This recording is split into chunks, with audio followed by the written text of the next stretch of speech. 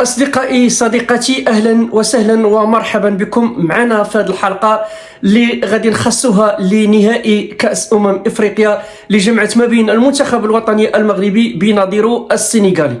هذه المقابلة كما تتبعتم إخواني أخواتي عرفت خروج عن الروح الرياضية، وكان البطل ديالها هو المدرب المنتخب السنغالي اللي خلق واحد الفوضى عارمة داخل رقعة الميدان مباشرة بعد احتساب الحكم ضربة جزاء صحيحة لصالح المنتخب الوطني المغربي. الشيء اللي جعل أن هذا المدرب كيطلب من اللاعبين ديالو باش أنهم يخرجوا من رقعة الميدان والتوجه نحو مستودع الملابس في صورة نادرة، يعني ما عمرنا شفنا بحال هذه الصورة. فالمنتخب السنغالي يعني كان يستفز من خلال هذه الحركات، يستفز المنتخب الوطني المغربي بالدرجة الأولى، ويستفز المملكة المغربية التي بينت لنا هذه الدورة على أن الحساد ديال المملكة المغربية كثر. فمنذ انطلاق إقصائيات كأس إفريقيا والأعين العديد من الدول الإفريقية على أعين المغاربة استفزازات، وهذا الشيء كان مدروس وكان مخطط له، لأنهم هنا هذا من جانب كيبين جانب الغيرة والحسد لما وصلت إليه المملكة المغربية من التطور على مستوى البنية التحتية وعلى مستوى المرافق الرياضية وحتى على المستوى السياحة. فالمنتخب الوطني المغربي كانت عليه ضغوط كبيرة واستفزازات مورست عليه من طرف الأفارقة اللي في حقيقة بينوا المعدن ديالهم. فهنا كنتوجه واحد الرسالة للمغاربة أنهم ما يبقاوش ينباطحوا، ما يبقاوش منبطحين للأفارقة ولكل من يدخل أرض الوطن. فعلا فالصواب والأدب فهو من شيم المغاربة، لكن الإفراط والمبالغة في الترحاب